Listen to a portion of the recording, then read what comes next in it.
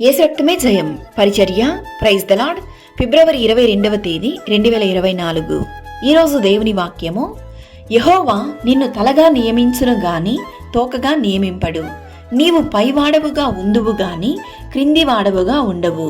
ద్వితీయోపదేశకాండము 28వ అధ్యాయం 14వ వాక్యము.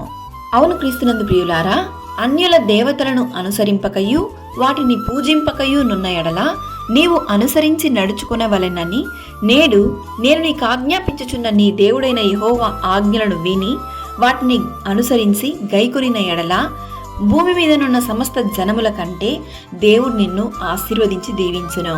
నీ కోట్లల్లోనూ నీవు చేయు ప్రయత్నములన్నిటిలోనూ నీకు దీవెన కలుగునట్లు యెహోవా ఆజ్ఞాపించును. నిన్ను నీ కుటుంబస్తులు కానీ, బంధువులు కానీ, ఉద్యోగం చేస్తున్న చోట స్నేహితులు ఇలా ఎవరైనా హేళనగా మాట్లాడుతున్నారా, అవమానపరుస్తున్నారా? అయితే దిగులు చెందకండి. యెహోవా నిన్ను తలగా నియమించును గాని తోకగా నియమింపడు. నీవు పైవాడివిగా ఉందువు గాని క్రిందివాడివిగా ఉండవు. దేవుడు తగిన సమయమందు మిమ్మును హెచ్చించునట్లు ఆయన బలిష్టమైన చేతి క్రింద దీన మనస్కుల యుండుడి. దేవుడు మిమ్మును ఆశీర్వదించి దీవించును గాక. ఆమేన్. God bless you.